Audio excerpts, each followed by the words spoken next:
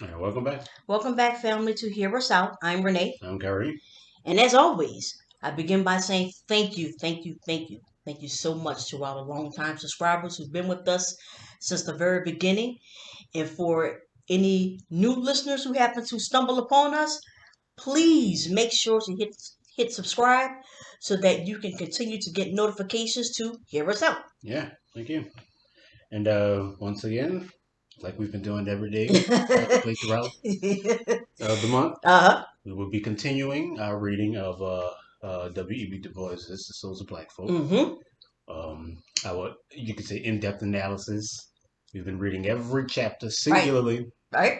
and our last chapter was chapter 9, which was of the Sons of Master and Man, Mm-hmm. which dealt with The relationship, the I guess you could say. relationship, or Mm-hmm. you can the lack thereof, Well, right. the lack of a relationship, any cohesive actual communal understanding Mm-hmm. between whites and blacks Right. in post emancipated Mm-hmm. South, Mm-hmm. and those relations, and I think he broke it down to political, economic, social, and intellectual. Yes. And all He these even talks particular, about just even everyday life. yeah, which Mm-hmm. intellectual, Yeah. and all of these particular spheres Mm-hmm. of communal living Mm-hmm. are divided, and that leads to this communications barrier Mm-hmm. where neither or group Mm-hmm. can actually speak to one another outside Mm-hmm. of this paradigm, Mm-hmm. outside of the paradigm of of white and black and Mm-hmm. segregation and all this stuff, which was beginning to become Mm-hmm. the norm. And the type of dissonance that's created in that paradigm. Because one of the things that I remember from chapter 9 is the thing about if you want to, make it in this particular system, that you're going to have to accept the level that you're going to have to accept racism. And that's the thing that we found complete. I mean, it's unacceptable. We understand exactly what he is saying. Is Mm-hmm. that if you want to stay in this, the way that this is how it's going to be, that you are going to have to accept, racism as a part of the deal. And that's the thing that black people have not ever been able to accept. And so, yeah, that's the thing that really, Yeah, stood out. like they're going over just the uh, the race relations at right. the time, Mm-hmm. especially in the South. And now we are on to chapter 10 of the Yes. faith of the fathers. And in Mm-hmm. this chapter, he talks about the genesis, Mm-hmm. you could say, of the black church in the South Yeah. as a not just a communal Right. institution, but also as a political Right. one. Yeah. So, yeah. Of the faith of the fathers. Dim face of beauty, haunting all the world, fair face of beauty all too fair to see, where the lost stars adown the heavens are hurled, there, there alone for thee, may white peace be. Beauty, sad face of beauty, mystery, wonder, what are these dreams to foolish babbling men, who cry with little noises, neither the thunder of ages ground to a little sand. It was out in the country, far from home, far from my foster home, on a dark Sunday night. The road wandered from our rambling log house up to the stony bed of a creek, past wheat and corn until we could hear dimly across the fields of rhythmic cadence song, soft, thrilling, powerful, that swelled and died sorrowfully in our ears. It was a country school teacher. Hi. I was a country school then, teacher then, fresh from the East, and had never seen a Southern Negro revival. To be sure, we in Berkshire were not perhaps as stiff and formal as they in Suffolk of olden time, yet we were very quiet and subdued, and I know not what would have happened those clear Sabbath mornings had someone punctuated the sermon with a wild scream or interrupted the long prayer with a loud amen. And so, most striking to me, as I approached the village and the little plain church perched aloft, was the air of intense excitement that possessed that mass of black folk. A sort of suppressed terror hung in the air and seemed to seize us. A Pythian madness, a demonic possession, that lent terrible reality to song and word.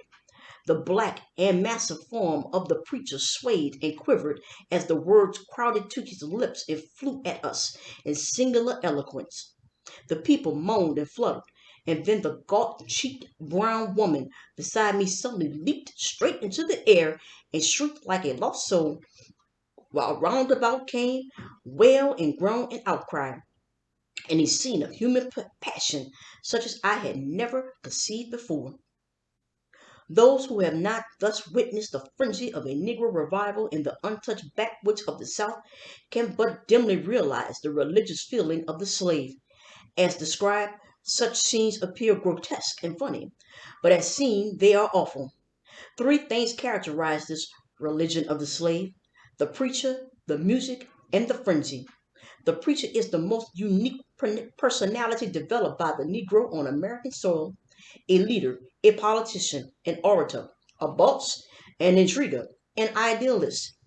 All these he is, and ever, too, the center of a group of men, now 20, now 1,000 in number. The combination of a certain adroitness with deep seated earnestness, of tact with consummate ability, gave him his preeminence and helped him maintain it. The type, of course, varies according to time and place, from the West Indies in the 16th century to New England in the 19th, and from the Mississippi bottoms to cities like New Orleans or New York. The music of Negro religion is that plaintive rhythmic melody, with its touching minor cadence, which, despite caricature and defilement, still remains the most original and beautiful expression of human life and longer yet born on American soil. Sprung from the African forest, where its counterpart can still be heard, it was adapted, changed, and intensified by the tragic soul life of the slave, until, under the stress of law and whip, it became the one true expression of a people's sorrow, despair, and hope. Finally, the frenzy or shouting, when the Spirit of the Lord passed by, and seizing the devotee, made him mad and supernatural joy, was the last essential of Negro religion, and the one more devoutly believed in than all the rest. It varied in expression from the silent rapt countenance or the low murmur and moan to the mad abandon of physical fervor, the stamping, shrinking, and shouting, the rushing to and fro and wild waving of arms, the weeping and laughing, the vision and the trance. All this is nothing new in the world, but old as religion, as Delphi and Endor. And so firm a hold did it have on the Negro that many generations firmly believed that without this visible manifestation of the God, there could be no true communication with the invisible. These were the characteristics of Negro religious life as developed up to the time of emancipation, since under the peculiar circumstances of the black man's environment, they were the one expression of his higher life. They are the deep interest of the student of his development, both socially and psychologically. Numerous are the attractive lines of inquiry that here group themselves. What did slavery mean to the African savage? What was his attitude toward the world and life? What seemed to him good and evil, God and devil? Whither went his longings and strivings? And wherefore were his heart burnings and disappointments? Answers to such questions can come only from a study of Negro religion as a development, through a gradual changes of the heathenism of the Gold Coast to the institutional Negro Church of Chicago. I'm going to stop here for a Yeah. moment and say, like we pointed out, Yeah. that heathenism here is used as an academic term. That is a judgment. Right. Um, Heathenism is primarily seen something as a fetishist religion, Mm-hmm. and but when we say fetishist, we mean that it is characterized by idols Mm-hmm. and and fetishes, Mm-hmm. which are literally items of Mm-hmm. somewhat of grander import Mm-hmm. that particular, I guess you could say, particular peoples Mm-hmm. would prize Right. and treasure as holy, if you Mm-hmm. would, and that heathenism is kind of is an academic term Mm-hmm. Describe describing that. that. Mm-hmm. So there really is so far there has really been no judgments laid Right. out in so much, but he has well, not in this past paragraph, but a Mm-hmm. lot of the judgments he's given has been about the you could say the originality, the Mm-hmm. uniqueness of this new institution Mm-hmm. of, well, new at the time, you could Yeah. say, of this new institution of the black Mm-hmm. Negro Church, Right.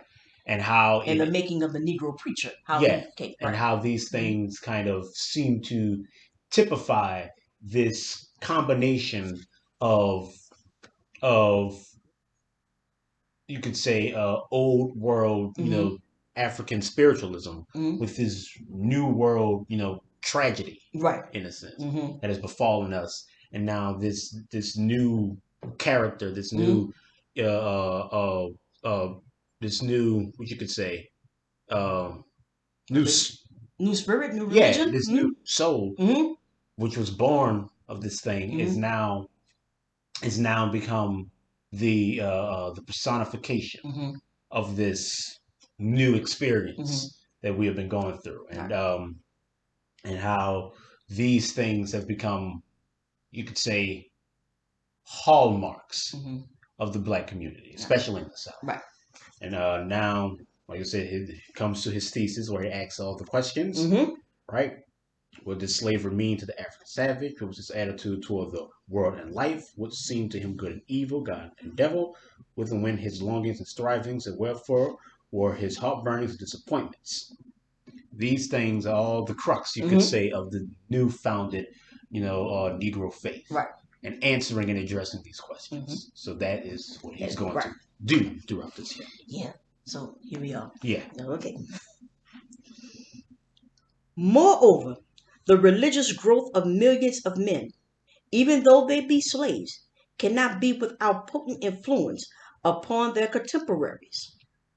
The Methodists and Baptists of America owe much of their condition to the silent but potent influence of their millions of Negro converts.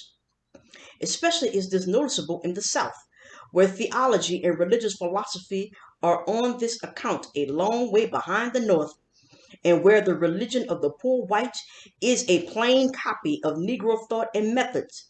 The mass of gospel hymns which has swept through American churches and well nigh ruined our sense of song consists largely of debased imitations of Negro melodies made by ears that caught the jingle but not the music, the body but not the soul of the Jubilee songs.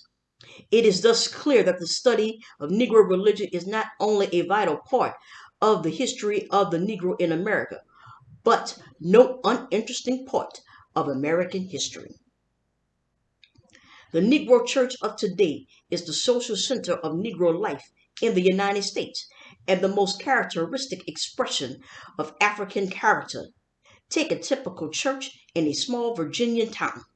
It is the First Baptist, a roomy brick edifice seating 500 or more persons, tastefully furnished in Georgia pine, with a carpet, a small organ, stained glass windows. Underneath is a large assembly room with benches. This building is the central clubhouse of a community of 1,000 or more Negroes. Various organizations meet here: the church proper, the Sunday school, 2 or 3 insurance societies, women's societies, secret societies, and mass meetings of various kinds. Entertainments, suppers, and lectures are held beside the 5 or 6 regular weekly religious services. Considerable sums of money are collected and expended here. Employment is founded for the idle. Strangers are introduced. News is disseminated and charity distributed. At the same time, this social, intellectual, and economic center is a religious center of great power. Depravity, sin, redemption, heaven, hell, and damnation are preached twice a Sunday with much fervor, and revivals take place every year after the crops are laid by. And few indeed of the community have the hardihood to withstand conversion. Back of this more formal religion, the church often stands as a real conserver of morals, a strengthener of family life, and the final authority on what is good and right. Thus, one can see in the Negro Church today, reproduced in microcosm, all the great world from which the Negro is cut off by color prejudice and social condition. In the great city churches, the same tendency is noticeable and in many respects emphasized. A great church like the Bethel of Philadelphia has over 1,100 members, an edifice seating 1,500 persons, and value at $100,000, an annual budget of $500,000, and a government consisting of a pastor with several assisting local preachers, an executive and legislative board, financial boards, and tax collectors, general church meetings for making laws, subdivided groups led by class leaders, a company of militia, and 24 auxiliary societies. The activity of a church like this is immense and far reaching, and the bishops who preside over these organizations throughout the land are among the most powerful Negro rulers in the world. Such churches are really governments of men, and consequently, a little investigation reveals the curious fact that, in the South, at least, practically every American Negro is a church member. Some, to be sure, are not regularly enrolled, and a few do not habitually attend services. But, practically, a proscribed people must have a social center, and that center for this people is the Negro Church. The census of 1890 showed nearly 24,000 Negro churches in the country, with a total enrolled membership of over 2.5 million, or 10 actual church members to every 28 persons, and in some southern states, one in every two persons. Besides these, there is the large number who, while not enrolled as members, attend and take part in many of the activities of the church. There is an organized Negro church for every 60 black families in the nation, and in some states for every 40 families, owning, on an average, $1,000 worth of property each, or nearly $26 million in all. Such, then, is the large development of the Negro Church since emancipation. The question now is, what have been the successive steps of this social history and what are the present tendencies? First, we must realize that no such institution as the Negro Church could rear itself without definite historical foundations. These foundations we can find if we remember that the social history of the Negro did not start in America. He was brought from a definite social environment, the polygamous clan life under the leadership of the chief and the potent influence of the priest. His religion was nature worship, with profound belief in invisible surrounding influences, good and bad, and his worship was through incantations and sacrifice. The first rude change in this life was the slave ship and the West Indian sugar fields. The plantation organization replaced the clan and tribe, and the white master replaced the chief with far greater and more despotic powers. Forced and long continued toil became the rule of life. The old ties of blood relationship and kinship disappeared, and instead of the family appeared a new polygamy and polyandry, which, in some cases, almost reached promiscuity. It was a terrific social revolution, and yet some traces were retained of the former group life, and the chief remaining institution was the priest or medicine man. He early appeared on the plantation and found his function as the healer of the sick, the interpreter of the unknown, the comforter of the sorrowing, the supernatural avenger of wrong, and the one who brutally but picturesquely expressed the longing, disappointment, and the resentment of a stolen and oppressed people. Thus, as bard, physician, judge, and priest, Within the narrow limits allowed by the slave system rose the Negro preacher, and under him the first Afro-American institution, the Negro Church.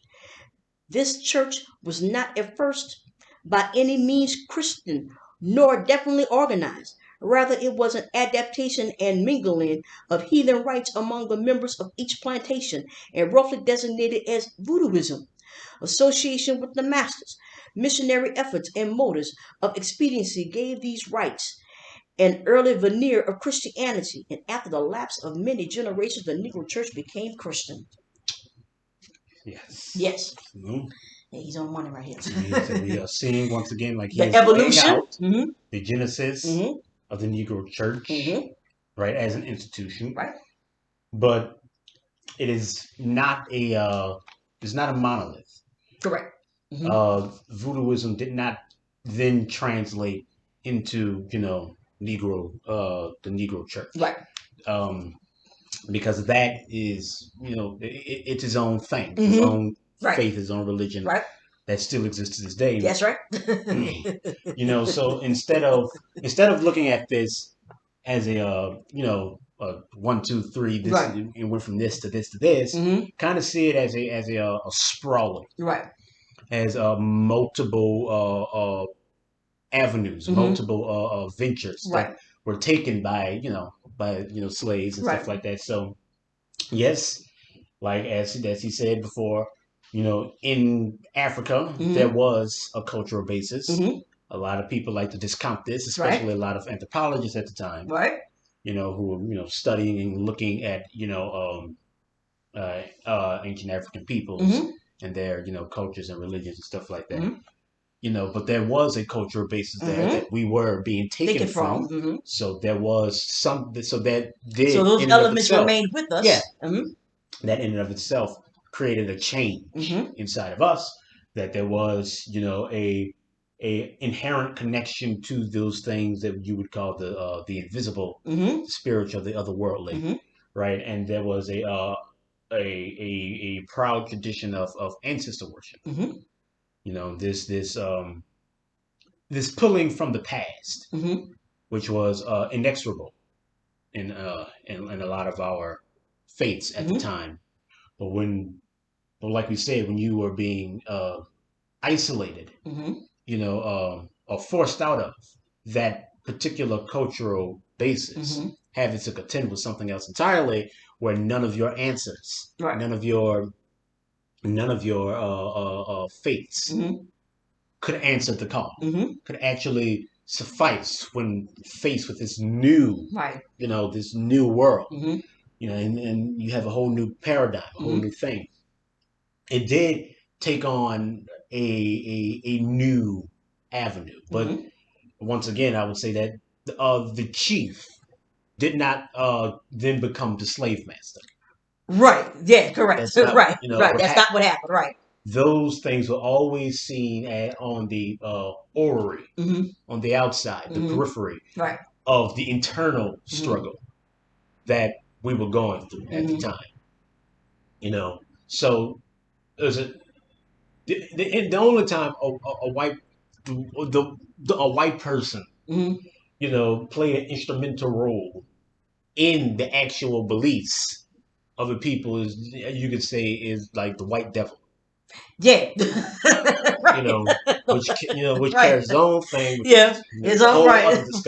Right. It's not a judgment. I'm making just say it. Right. But a lot of times you would see a melding of Hermetic African beliefs with this new Christian context, right? Which you see in voodooism and stuff like that. Sometimes you see and then you see some of what you see now.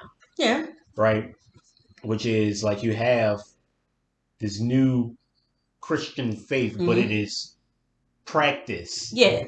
In our particular lens. Yeah, through this African cultural lens. Like I said, because how he grew up in church. Right. It was not like anything like how we grew up in church. How we grew up in church, right? It was a whole different experience. Yeah, you come from Massachusetts, so you can see how our particular cultural basis colors the practice of these faiths. Uh-huh. But it's not, it's not a very, it's not a one-to-one. It's not Yeah, that's right. unilateral movements. It's kind of a sprawling Mm-hmm. of all these different, answers, all these Mm-hmm. different ideas kind of coming Mm-hmm. in and of themselves from the Right. same core, from the same tragedy, in a Right. sense. Because he even mentions how like going to church in Virginia and how that played differently than to say like in a New Orleans. Oh, even up to New York too. But you see this, Yeah, it's you more of know, a gradient. yeah, it's a gradient. Yeah. Yeah. A lot of sprawling, Mm-hmm.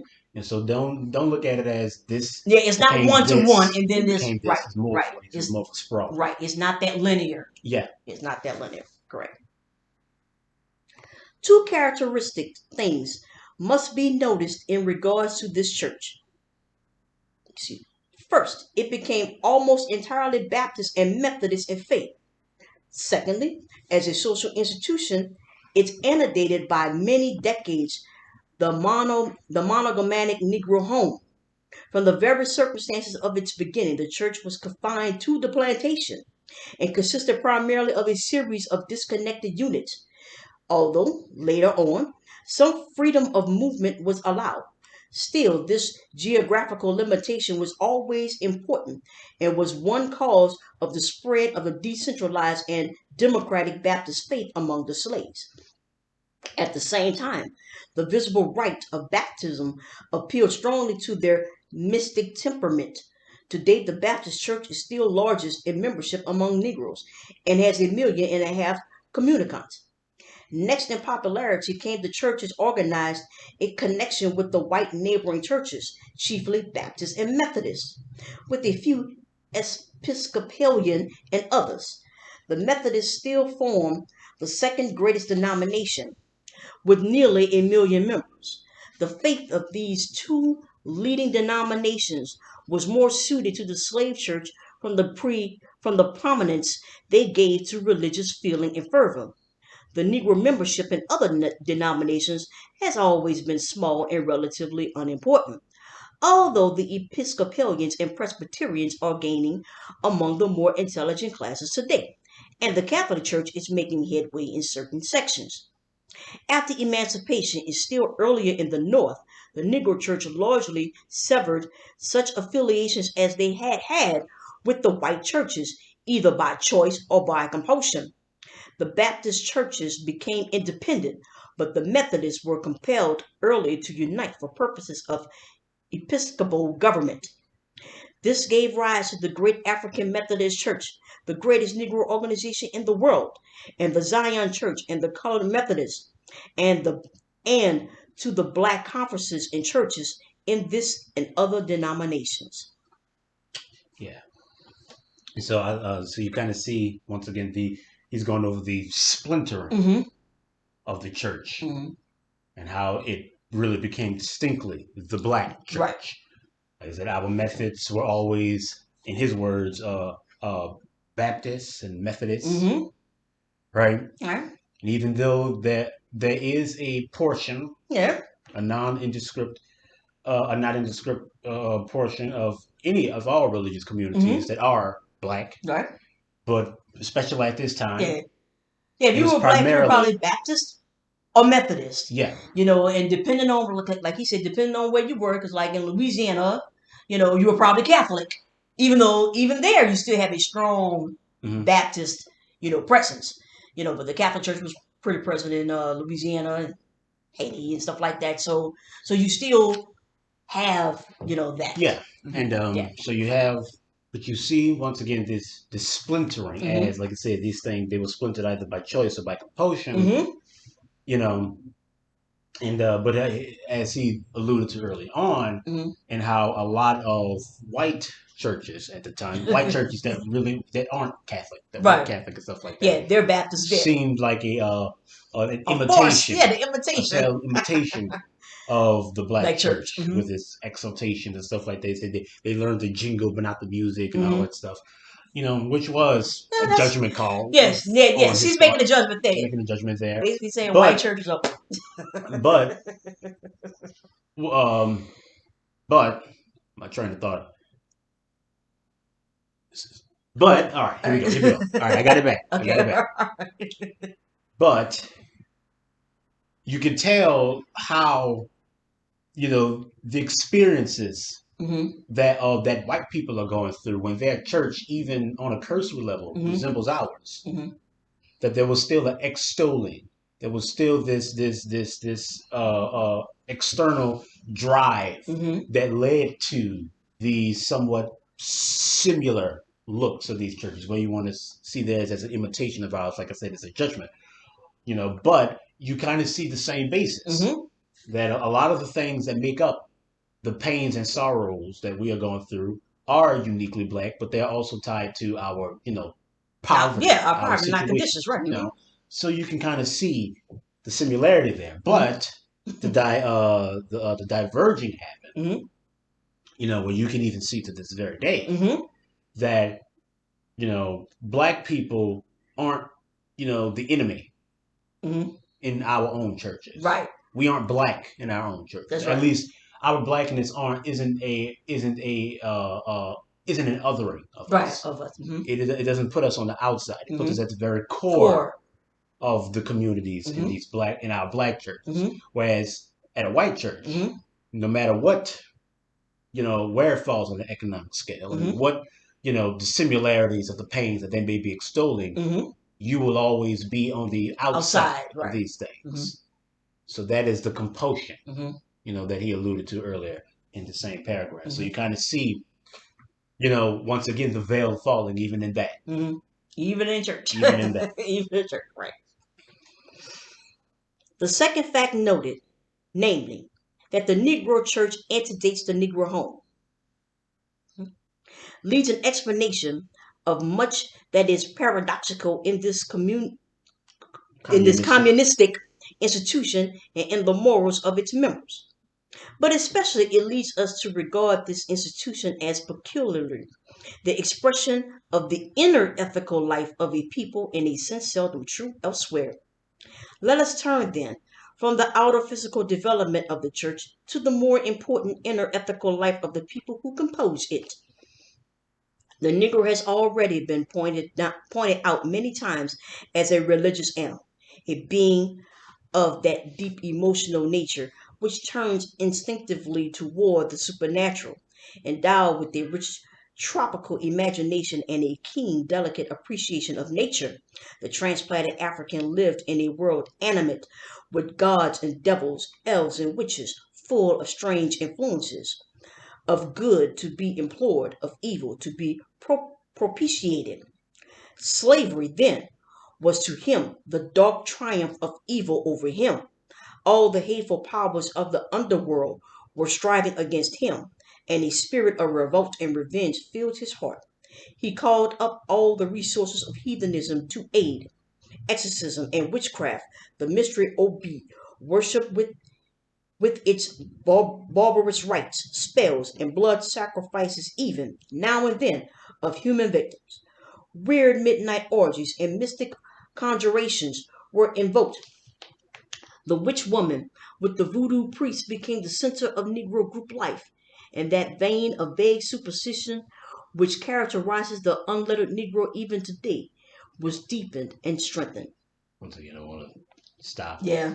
Let's go paragraph by paragraph. Yeah, because we're about to get into it. Yeah, about to get into it. We're about to get into it.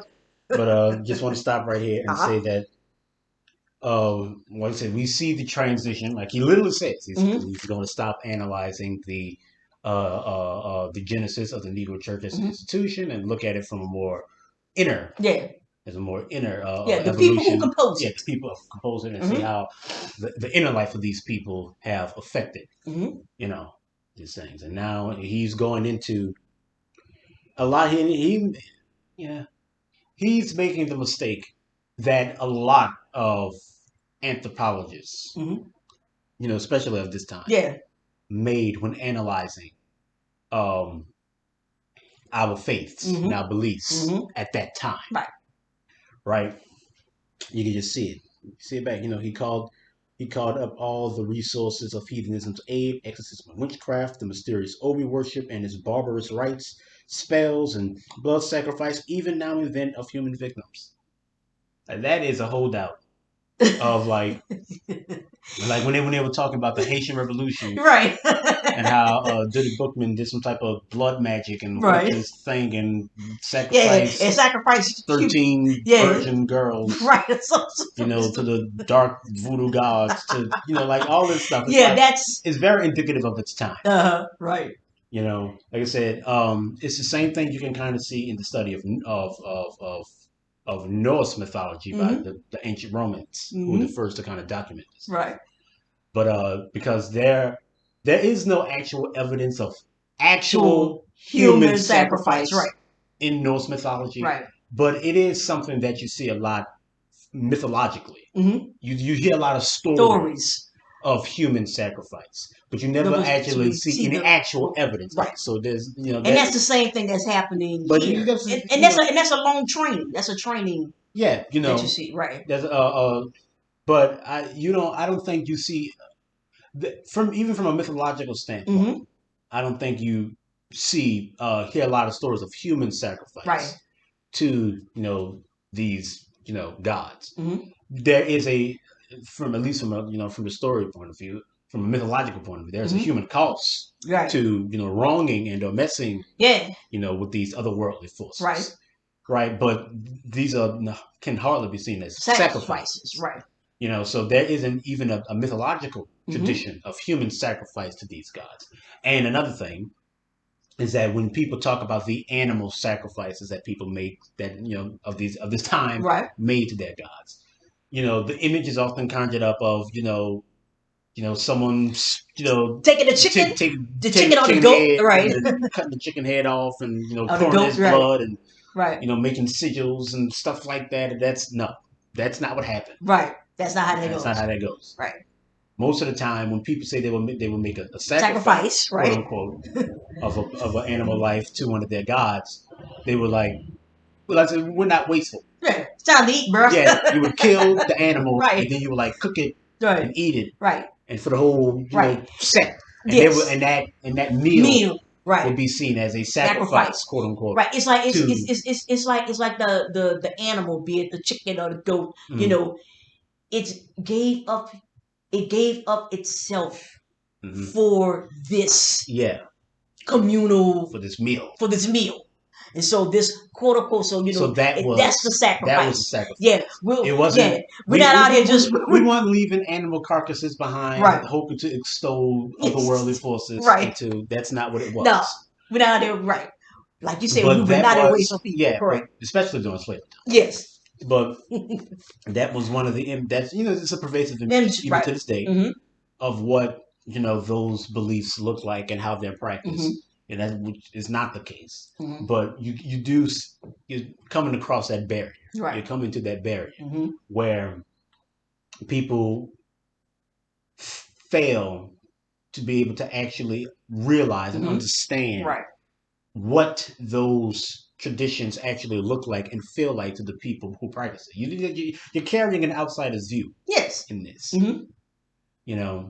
which is, I would say, galling for someone like a W.E.B. Du Bois to have. Right.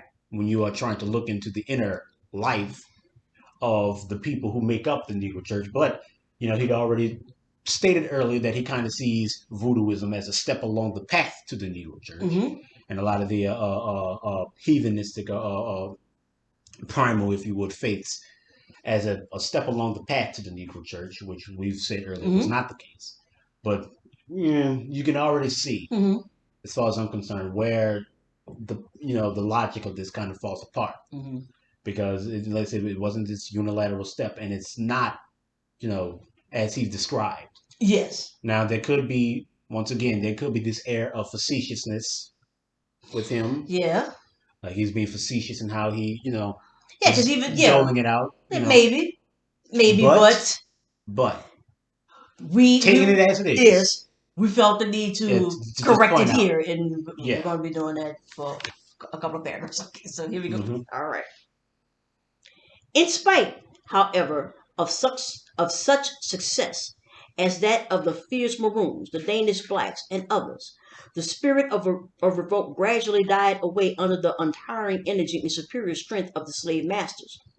By the middle of the 18th century, the black slave had sunk with hushed murmurs to his place at the bottom of the new economic system and was unconsciously ripe for the new philosophy of life. Nothing suited his condition then better than the doctrines of passive submission embodied in the newly learned Christianity. Slave masters early realized this and cheerfully aided religious propaganda within certain bounds. The long system of repression and degradation of the Negro tended to emphasize the elements of his character which made him a valuable chattel. Courtesy became humility, moral strength degenerated into submission, and the exquisite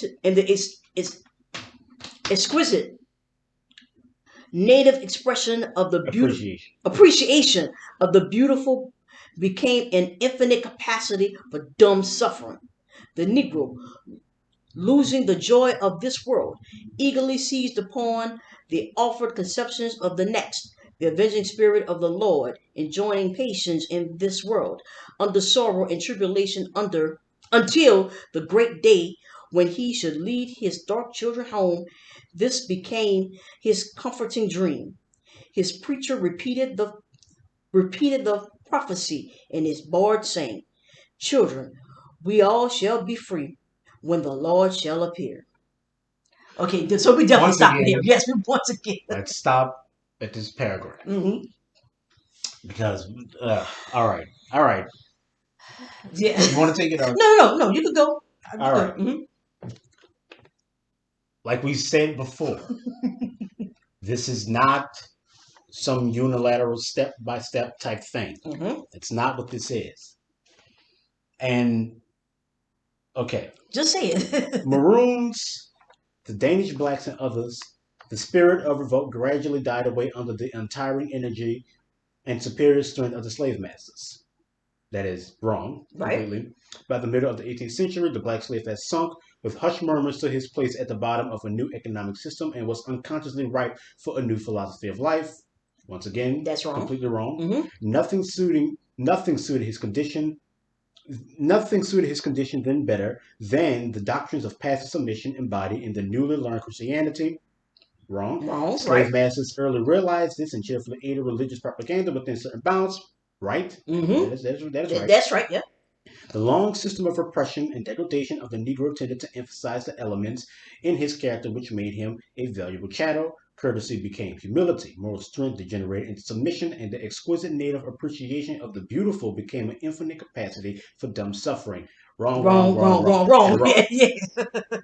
The Negro, losing the joy of this world, eagerly seized upon the offered conception of the next, the avenging spirit of the Lord, enjoining patience in this world under sorrow and tribulation until the great day when he should lead his dark children home. This became his comforting dream. His preacher repeated the prophecy in his bard saying, "Children, we shall be free when the Lord shall appear." Whatever. No. This is one of those things that you see a lot even today when people talk about, how black people practice Christian faith. That that's a faith of submission and forgiveness, and you're weak and all this stuff. I'm like, oh, see that Turner. Yeah, like right. you can tell, like I said, you can tell what you don't know. Right. When you hear stuff like that. That's right. Because there was never this transition to this submission. We've never given in. That was never the case. Not in New Orleans, not in Atlanta, not anywhere you find slavery. Will you ever see this wholesale submissiveness, right?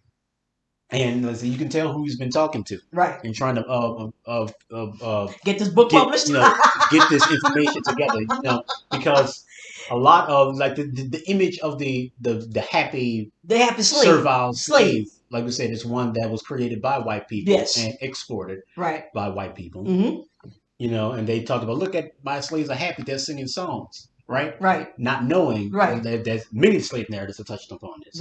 That a lot of these songs were actually coded messages that we were singing to one another. And that our practice of the Christian faith did nothing to dull the edge of revolt and fire that was in us, because like you said, Nat Turner was a preacher. The Negro Church at the time was seen as a dangerous institution because it did not quell the fires at all. It pumped more fuel into them. Because like I mentioned, I say there are copies of what you want to call Negro Bibles, right? Mm-hmm. That where you find like the Book of Deuteronomy and those all of those things are taken out, The Old right? Testament. The Old Testament, yeah. Like those elements are removed Mm-hmm. because they felt having that in there is gonna light the spirit of the slave, right? And even more. So yeah, like we said, if you want to say that, because this is true, right? That white people kind of force their religion onto us as a means of control. Mm-hmm. Then there's documented evidence of that you don't even have to even go there, true. Right? Uh-huh. Then yes, we all know that to be true. Mm-hmm. But it did not come from this sense of submissiveness within us. Mm-hmm. We did not submit, right? That we did not start this transition, right? And the fact that a lot of slave life and a lot of slave culture can be seen as a submissiveness goes to show you just how effective our means were at hiding what it is that we were actually doing. Right. That's a testament to our work, to our ability, right? To be able to hide our true intentions, because that was seen as one of the only mediums, as he touched on in the last chapter. How can we do anything but lie to you? Right. When there's this communications barrier, when you want to, that's what was happening. Yeah, here it is. You have the quote of the Christian church that the slaves are in, right? Mm-hmm. You all are putting out that is making us, submissive and docile, pliable. Right? So explain the two different fugitive law, slave law acts then, if that's the case. At every rip, you constantly see black people tan up the joint. Okay, and they were doing and using practically any method that they could possibly use to get from under to subvert the system. To subvert the system. From salting, like they put salt in all the land. They salt the fields. You understand me? They were doing all type of stuff. Like we mentioned about the jingles or whatever that they would sing as they're working in the field. We don't. That's a message. We're sending out messages. You dummies, y'all like, oh, they're just happy-go-lucky. Look at them singing and doing it to a rhythm. Look at how much it. Yeah, I think Frederick Douglass touched on that in his slave narrative. Yeah. And he's not the only one. I think if you pretty much read these narratives, they'll let you know exactly what the deal is. You kind of get the picture very early that it was never. And you learned a lot about this because we're from New Orleans, right? And there's you could say a rich history of slave revolt in New Orleans, right? The largest slave revolt in American history happened in Louisiana. There's a I tell you all the time, if you want to see it, go to the cemeteries. We have all the cemeteries you need, and I'm here to tell you, it's not us who are buried there. I've said many times before that New Orleans is the city of the dead. It's the city of the graveyards, because there's more graveyards in New Orleans than practically any other city in the country. And there's two reasons: yellow fever, and slave revolts. And we didn't get tombstones when we got killed. We got put in mass graves. So you can already see how the temperament of that. But that story right there, the constant slave revolt, of the constant strife, that is the story everywhere. Yeah, of everywhere there was slavery. So there was never this whole image. That image of, and we talked about this even in previous episodes, right? Where the image of this docile slave, the humility, yes, and balsam, that comes from you all. That doesn't come from us.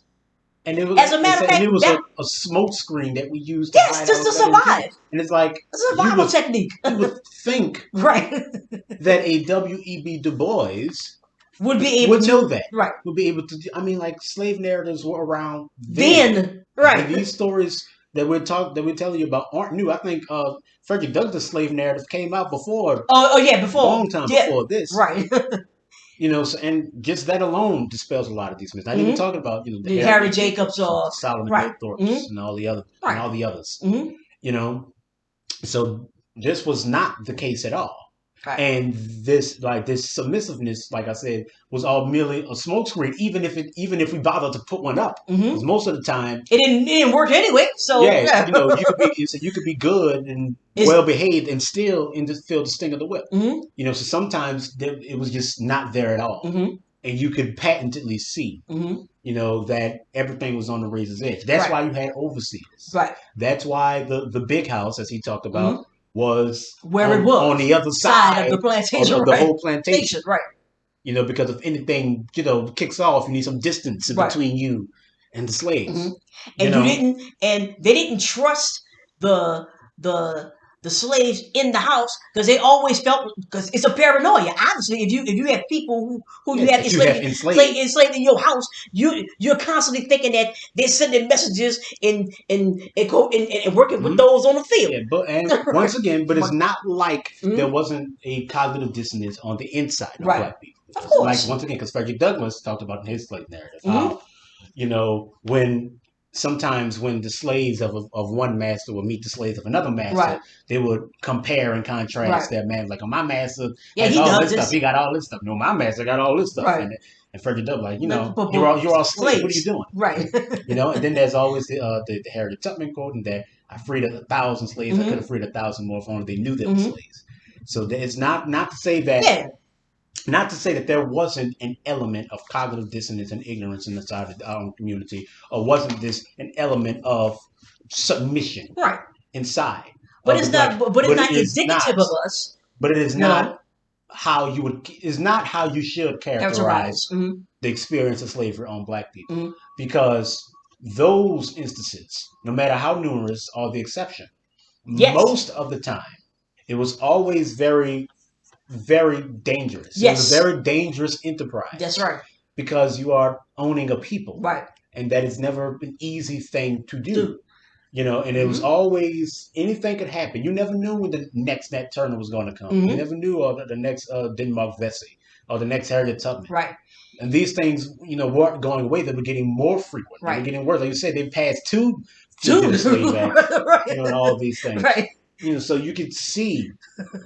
You can see like the storm brewing. It's like constantly. It's like climate change. You see it coming, but you're making so much money you don't want to do anything about it. And it's not until your hand is literally forced that something actually happens. So yes, this entire image right here, this entire image, this whole thing, and I feel that this image has now.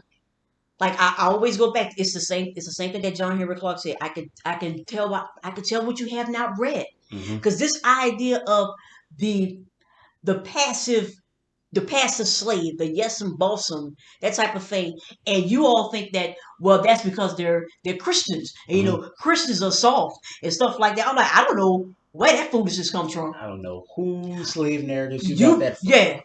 I don't know what primary source you got that from. A lot of first-hand accounts by actual slaves. Right.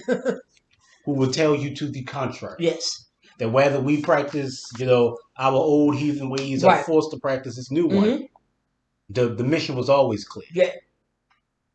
To get from out of this. Yes, to get from under slavery. That never went away. There was never this. Yeah, and going to the Christian church did not quell it. And that's why at one time they simply, no more church. Just be out here in the field singing whatever. And okay, we'll take it from there too.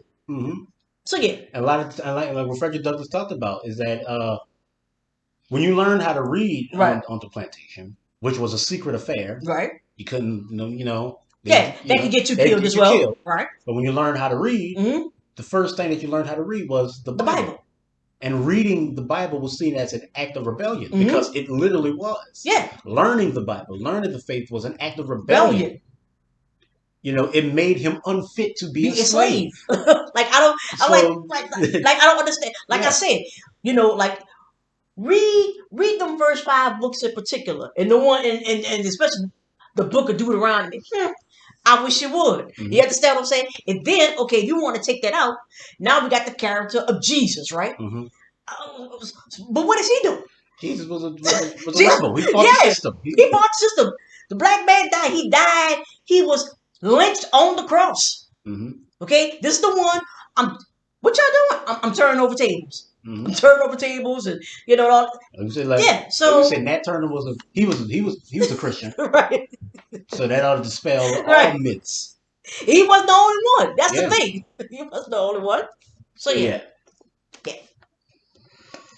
This deep religious fatalism painted so beautifully in Uncle Tom, came soon to breed, as all fatalistic fates will, the sense the sens- The the sensualist. sensualist side by side with the martyr.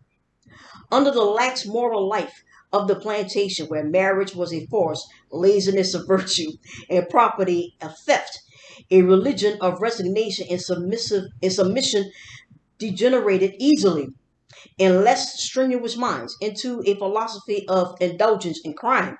Many of the worst characteristics of the Negro masses of today had their seed in this period of the slave's ethical growth. Here it was that the home was ruined under the very shadow of the church, white and black. Here habits of shiftlessness took root and sullen hopelessness replaced hopeful strife. You know we stopping here. Once again, You know we once stopping. again. When we read this, we were like, We we could could take this whole chapter out.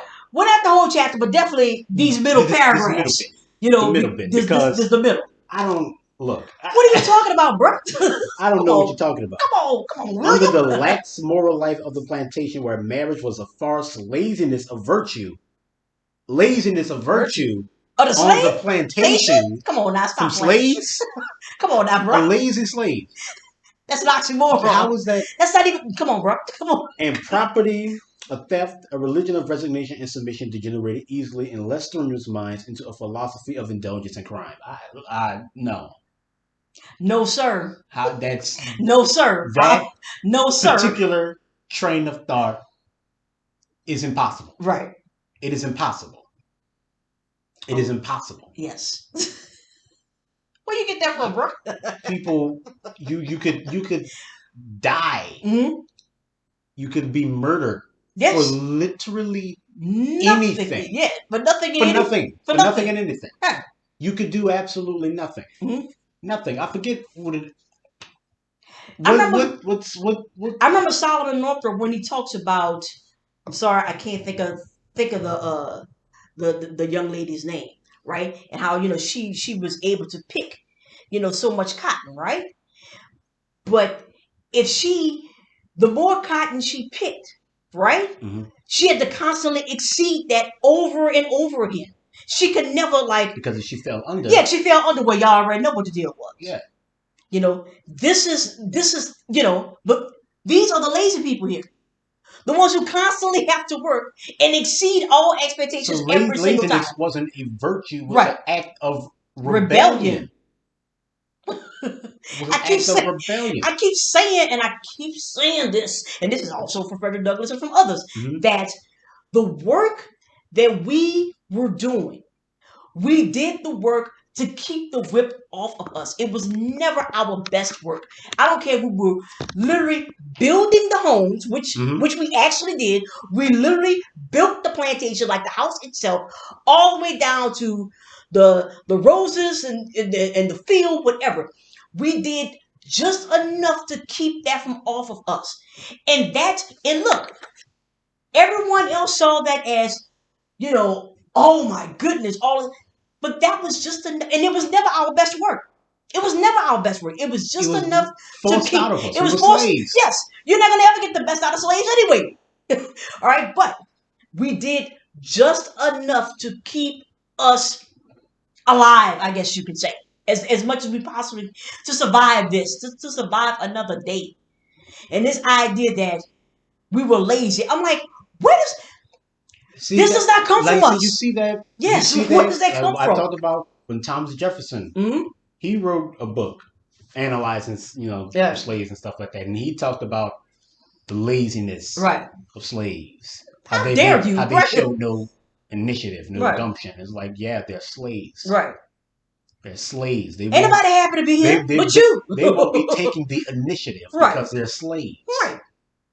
A slave who gets the opportunity to do nothing and who does nothing will gladly take that opportunity. Right. Because they are, being worked to death. Literally. If you, I guess if you forgot. Right. They're being worked to death. So it's this idea of I don't know, laziness and property, and theft, or religion, and resignation. Stop. Stop it. Stop. So, yeah. Yeah. We're not going to go into the 2 hour thing. Yesterday, Yeah. we were just going clean off. We were like, no. Okay. All right.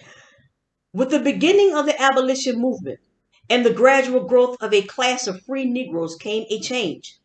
We often neglect the influence of the freedmen before the war because of the paucity of his numbers and the small weight he had in the history of the nation. But we must not forget that his chief influence was internal, was exerted on the black world, and that there he was, the ethical and social leader. Huddled as he was in a few centers like Philadelphia, New York, and New Orleans, the masses of the freedmen sank into poverty and listlessness. But not all of them. The free Negro leader early arose, and his chief characteristic was intense earnestness and deep feeling on the slavery question. Freedom became to him a real thing and not a dream. His religion became darker and more intense, and into his ethics crept a note of revenge. Into his songs, a day of reckoning close at hand. The coming of the Lord swept this side of death and came to be a thing to be hoped for in this day. Through fugitive slaves and irrepressible discussion, this desire for freedom seized the black millions still in bondage and became their one ideal of life. The black bards caught new notes and sometimes even dared to sing. Oh freedom, oh freedom over me. Before I'll be a slave, I'll be buried in my grave and go home to my Lord and be free.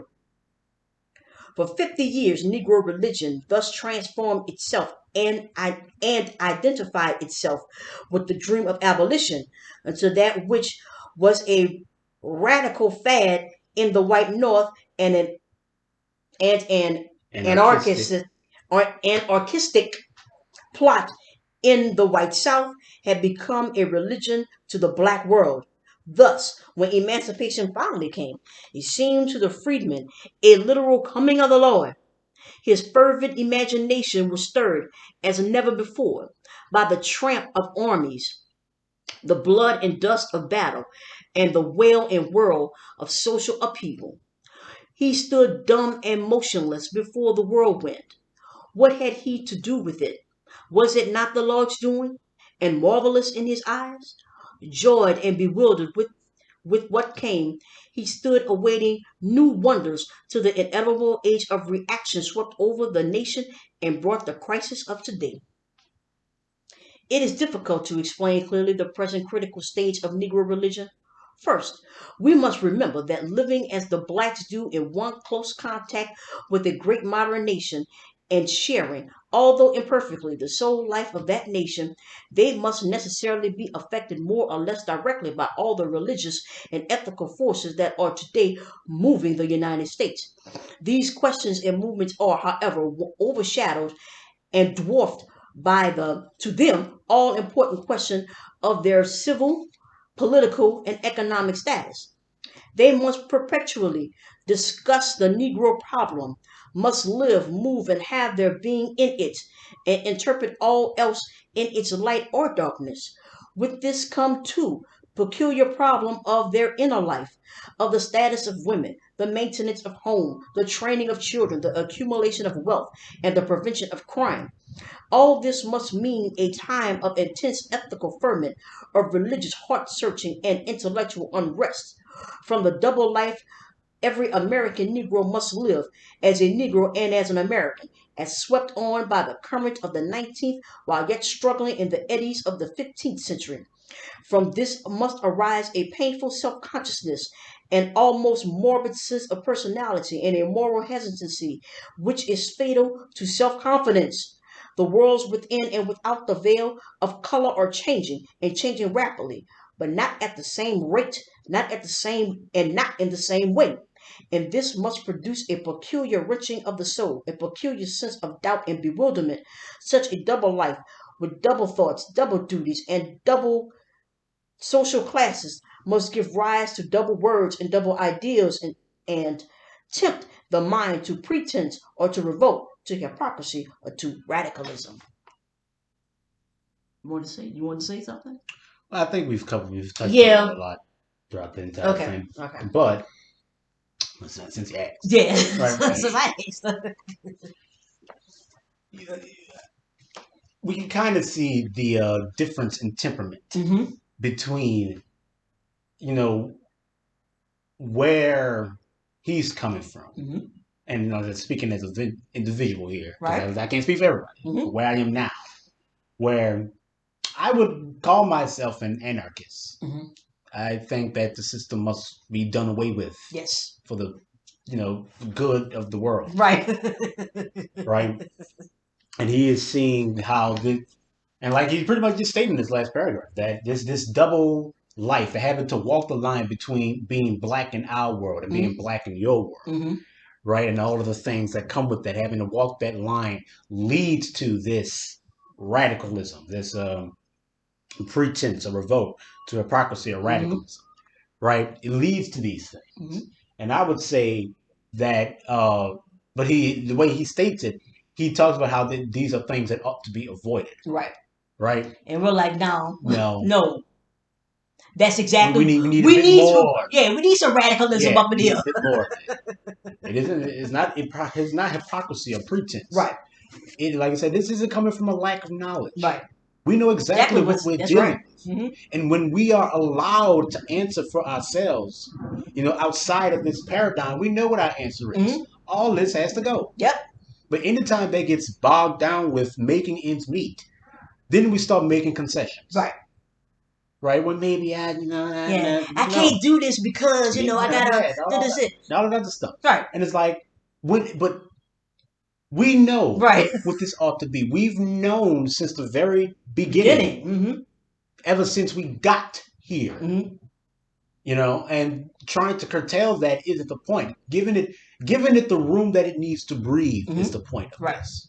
We're not trying to, to lessen the fires of revolution. No, sir. We're trying to man. embolden them. That's right. And I know that the entire point of this is trying to avoid, exorbitant amounts of bloodshed and death, which is the point of what we're doing as well. But no, we don't want anyone to die, and no one should die. Yeah. And if we play our cards right and do the way the thing, it ought to be done, it won't call for that. That's right. It's not what's necessary. It's not what's needed. But, you can't say that, we're not trying to find the median path here. That's right. Working towards that end, it is idealistic. Yes. It is. It's radical. It is radical. Some would say it is futile. But I would say it is the only thing for us to do. Truly realizing this world of the world we're currently living in, the one of profit and gains and wealth, that's just as impossible as futile. You can feel the futility in yourself now. But the fact is that this pursuit robs you of everything. And even your own agency. It robs you of your own agency, of everything. Whereas you can switch foot, right? A shift in perspective allows you, like we said, it isn't lateral. It isn't one-to-one. It's a gradient once again. It's working from that basis. All of our faith came from that basis of suffering and tragedy and slavery, right? But this new basis that we ought to be working from is that basis that we laid out in our, in the anarchy episodes. Right. But it is that basis of self-respect, right, and of the human condition and human decency, and working from those goals. Right. And as long as your gradient works from that basis, then that is the work that ought to be done. And if we ever truly get to, a truly equal, truly, perfect utopian society. If we ever truly get to that point, that's not the point. We don't know if we're ever going to get there, but striving for that and working from a basis of human decency. Right, just be decent. Working from that basis. That is the goal of all of this. Right. And he touched on that before. Yeah. But I guess, what that picture looks like differs, for some people, which is okay. But the idea that finding some median path through this, and and that it has to give of me a cost or that type of cost, a cost to do this, of your aims, of your goals, of your agency. Once again, that is like we said before, unacceptable. That's right. So In some such doubtful words and phrases can one perhaps most clearly picture the peculiar ethical paradox that faces the Negro of today and its tinging and changing his religious life.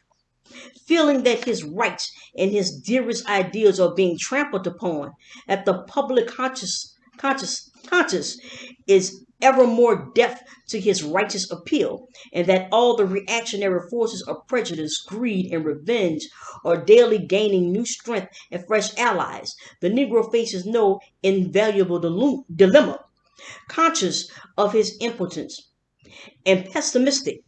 He often becomes bitter and vindictive, and his religion, instead of a worship, is a complaint and a curse, a rail rather than hope, a steel rather than a faith. On the other hand, another type of mind, shrewder and keener and more tortuous too, sees in the very strength of the anti-Negro movement its patent weaknesses, and with Jesuitic casuistry is deterred by no ethical consideration in the endeavor to turn this weakness to the black man's strength. Thus, we have two great and hardly reconcilable streams of thought and ethical strivings. The danger of the one lies in anarchy, that the other in hypocrisy. The one type of Negro stands almost ready to curse God and die, and the other is too often found a traitor to right and a coward before force. The one is wedded to ideas remote, whimsical, perhaps impossible of realization. The other forgets that life is more than meat and the body more than raiment. But after all, is not this simply the withering of Riving. the writhing of Riving. writhing of the age translated into black? The triumph of the lie, which today, with its false culture, faces the hideousness of the anarchist assassin? What you gotta say? I literally just said it. Yeah, Literally just said it. yeah. But whimsical, perhaps impossible realization, but there is no other point. Yes. There is nothing else. Yeah. You're not trying to do this for guarantees. You do this There's for no guarantee. there is no Especially not even in this. yes. But the idea is that you're switching your bases. Mm-hmm. You're switching what you're working from. We're not working to survive anymore. Right. Look, I'm more of the curse God and die type person. Yes. But obviously, like I said many times before, I'd rather sink in my own ship than swim in someone else's. Right. Because this is the cost. Mm-hmm. If this is the cost. Yeah. And at no point in history, American history or world history, has it ever not been, then yeah. Yeah, you can have this. I'll be an anarchist assassin. Yes. I'll play that part. Yes. I'm good with that. Right. Today, the two groups of Negroes, the one in the North, the other in the South, represent these divergent ethical tendencies. The first tended towards radicalism, the other towards hypocritical compromise. It is no idle regret with which the white South mourns the loss of the old-time Negro, the frank, honest, simple old servant who stood for the earlier religious age of submission and humility.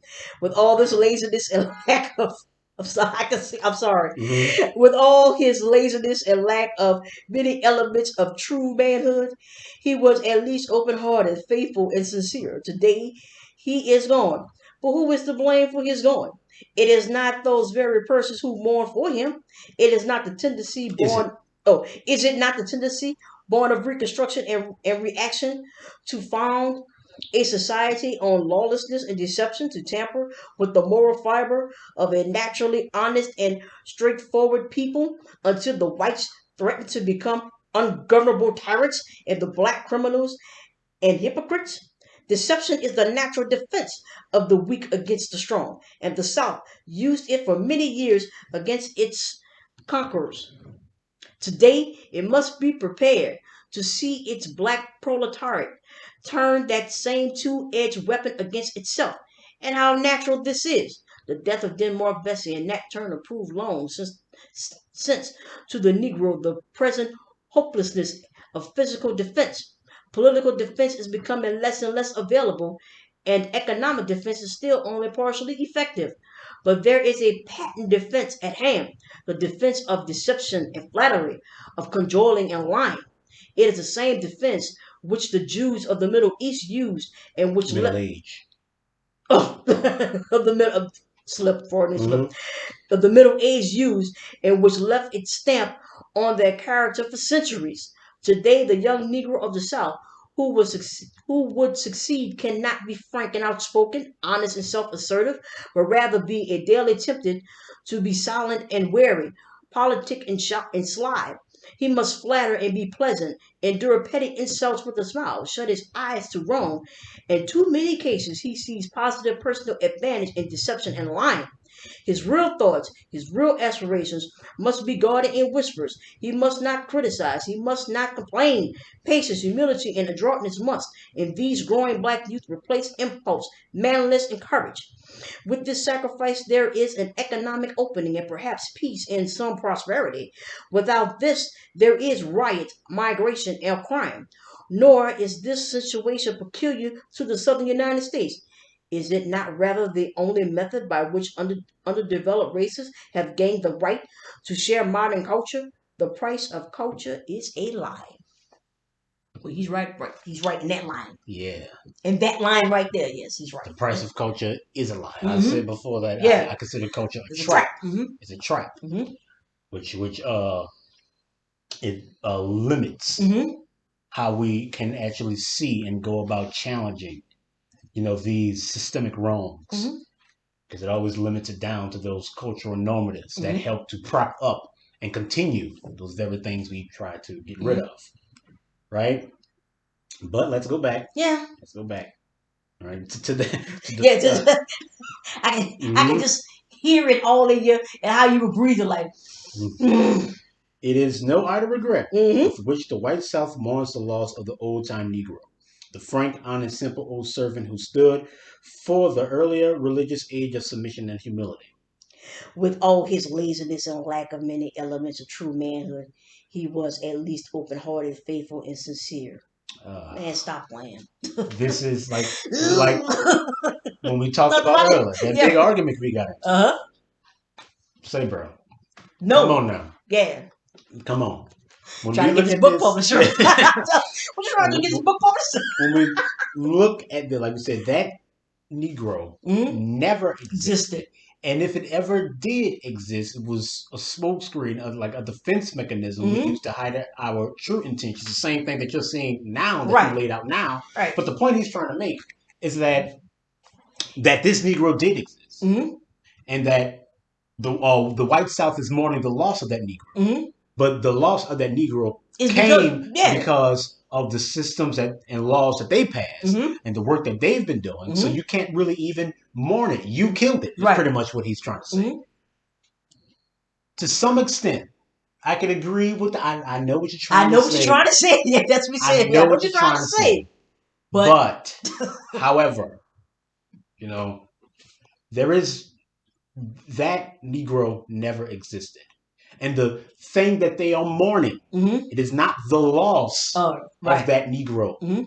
It is the loss of their prophet. Yes. It is the loss of their position. They're not mourning anything in us. They're mourning what they lost. Right. Their prophet, their position, their glory, their houses, their mansions, the big houses are now ruins. Their lands are now filled with weeds and stuff. That's what they're mourning. Right. Like you said, that's the price of Negro freedom. Look at what I lost. Right. That's what they're mourning. They're not mourning the loss of character in us, but the loss of profit in them. Period. That's what that is. Right? And the idea that, they killed it is backwards. It is backwards. Right. Because it was nothing for them to kill. Right. No. Yeah. So that never existed. It never existed. It was never a paradigm. Yes. Not even for them. Right. They could give a good goddamn what type of Negro you were. Yeah, because guess what? It may help to make them feel better about themselves. Yeah, but it did nothing for us. But the bottom line is that you work the fields, you do what I say, and I make money off of it. Yeah. Period. The end. That's what it was. Right. They harbor no illusions, and neither did we. Right. of It was what pretty slavery clear what it was, was. what it was meant to be to us. So this I know. But if the price of culture is a lie is definitely something that I will be adding to my repertoire. Because that is true. Yeah. That is true. Your culture is a lie. It's a lie. It can only be propagated by lying, by killing and lying, like I said before. Yep. We've said this I don't know how many times. My God. You understand? So, that's what this is, right? So yeah, all this is based on a lie. But yeah, you are killing it. You have created the atmosphere that makes any type of moral uprightness in us impossible. You're propagating. You're not giving us the opportunities. You're not giving us the space. You're not giving us anything. Not even the consideration. Like we said, we went right from being slaves to now we got to compete in this market. We had no time to really internalize what is happening to us, to ask if we want to stay. To ask, because we were still hungry. We still had to feed ourselves. So it was never on a full belly did we make the decision to stay here. That's right. I keep saying that. It was never under duress. We were never in those positions where we actually chose to be a part of this. We are constantly on this rat race. Like I said, life has momentum of its own, and you're just trying to answer the call because you're hungry, you're starving. Right. So what are you going to do? Where are you going to go? You just work the land, like you said, like he said. You were free to nothing, so you went right back to the fields. You had no other choice. We have never been given the consideration, the human decency to actually just take a breath and look at what has happened to us and make a choice as a people, not as a starving, detritus form of slaves, but as a people to truly choose where it is that we want to go. That is your culture. And the fact that you said we can't compete, we can't. Well, obviously we can. Obviously, well, we can. We've shown that. Well, obviously we can. Because you've rigged the game. And it is never from a place of surety, of surefootness, that we have chosen to compete in your system altogether. We have no choice but to. No choice but to. So don't sit here and think that your position is an indication of your abilities. Right. And that our position is an indication of ours. We keep saying, the impact of slavery. The impact of slavery. The only reason why you are in the position that you are in is because of that lie. Because of slavery. And it's the same thing on our end. But you don't see it that way. You actually think it's because of your hard work. What hard work? The last time I checked, you didn't do any work. You didn't do anything. I know for a fact that you did not sail these oceans and kidnap and steal these people to come over here because you were doing all the work. And like I said before. Like I've said before. I'm sure that the white people of today are very hardworking. Yeah. And I'm sure that your parents were hard workers. And that your grandparents and their parents and their parents. I'm sure you come from a long line of hard workers. And you know what else I'm sure of? That your family has been paid. That's right. Every single day for their hard work. That's right. Because I come from a stock of hard workers as well. Yep. But there were centuries, literal centuries, where the hardest working people in the world weren't paid anything. Right. So excuse me if I don't give a damn about your hard work. Right. Correct. About how hard you have it. I'm sorry. Right. I'm sorry. I can understand it. Yeah. I can recognize it. I can give you the benefit of it. Right. But it does not change anything. It does not change where you sit in this, and it doesn't change where I sit in this. And the point that you're defending the system because of your hard work, get out of here, lets you know exactly where we stand in all of this. The veil is strong and it is ever present. So yes, just wanted to clear that up again. The price of culture is a lie. Yes, it is. Because just about everything that came before that was a lie. Yep. On the other hand, in the North, the tendency is to emphasize the radicalism of the Negro, driven from his birthright in the South by a situation at which every fiber of his more outspoken and assertive nature revolts. He finds himself in a land where he can scarcely earn a decent living amid the harsh competition and the color discrimination. At the same time, through schools and periodicals, discussions and lectures, he is intellectually quickened and awakened. The soul, long pent up and dwarfed, suddenly expanded in newfound freedom. What wonder that every tendency is to excess, radical complaint, radical remedies, bitter denunciation or angry silence. Some sink, some rise. The criminal and the sensualist, come on, Renee, leave the church for the gambling hell and the brothel and fill the slums of Chicago and Baltimore. The better classes segregate themselves from the group life of both white and black and form an aristocracy, cultured but pessimistic, whose bitter criticism stings while it points out no way of escape. They despise the submission and sub, subserviency of the Southern Negro, but offer no other means by which a poor and oppressed minority can exist side by side with its masters. Feeling deeply and keenly the tendencies and opportunities of the age in which they live, their souls are bitter at the fate which drops the veil between. And the very fact that this bitterness is natural and justifiable only serves to intensify it and make it more maddening. On the money. Yeah.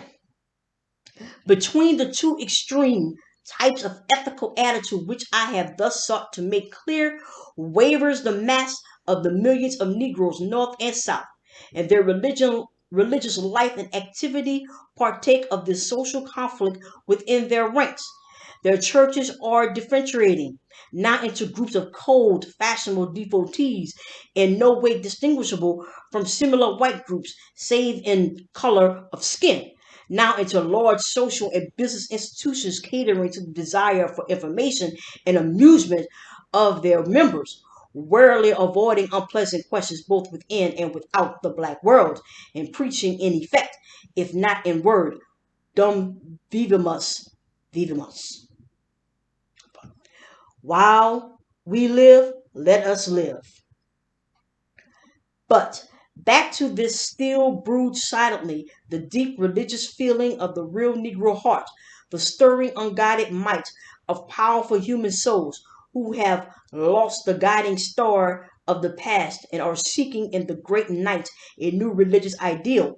Some say the awakening will come when the pent up vigor of 10 million souls shall sweep irresistibly toward the goal out of the valley of the shadow of death, where all that makes life worth living, liberty, justice, and right, is marked for white people only. Well, he closes out on a bang. Yeah. He began strong, right, and he ended strong. Yes, it's just that middle part that we take umbrage with. Yes, right. But in conclusion, right, that was chapter 10 of the Faith of the Fathers. And the genesis of the Negro Church is not one that can be easily summed up, because the Negro Church is not a monolith, and it didn't come from any one thing, but the seed of it, does come from our experience during slavery, right? And a lot of those things that we consider, indicative of the experiences we had here, actually have long cultural roots for us, as as he touched upon, right?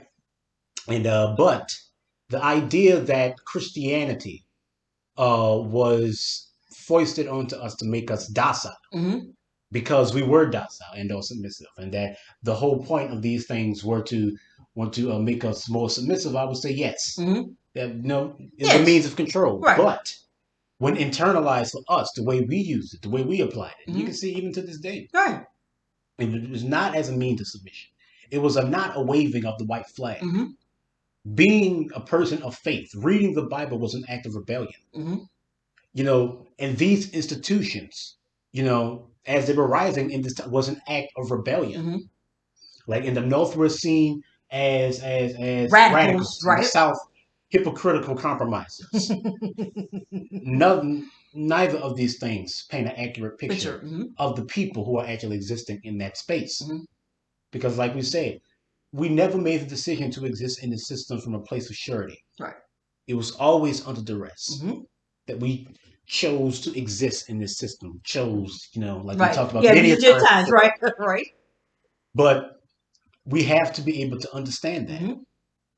We have to be able to understand that, and that the how this propagates, how this survives is through a lie. This culture is a lie. Yes, and Culture is a lie. I've been saying it for, I don't know, decades, that years. I don't know how long I've been A saying lot of this. the things, like he ended with, Uh-huh. a lot of the things that we dream of, the point of our faith, of this new awakening that we're looking for, is to deliver us, however you want to put it, Mhm. is to deliver us from this system of irrecognition, of not being seen as people. Mhm. To this very day, not having our inherent humanity recognized and valued and harbored. These things are stamped out in us, stamped out in all working class peoples. But Since we're talking about us, I mean, we were brought here right? under that same, Under that lie, under that same lie of our lack of humanity, our lack of agency. And all of these things still ring true to this very day. So this new path, this new awakening that we are looking for is just to have our humanity recognized and valued, is that human decency. Just that we shouldn't have to ask for this. Yes. We shouldn't have to march for this. It should just be the way things are. And that's the dream. That's the thing we've been searching for this entire time, during slavery, after slavery, and all the way to this day. Liberty, justice, and right. I keep saying, just do the right thing. We know what this is, and that's the thing that we have been constantly striving for. Just do what is right. Yes. So okay. That is chapter 10. Right? If you have any questions or comments, leave them in the comments. And once again, thank you for hearing us out. Thank you.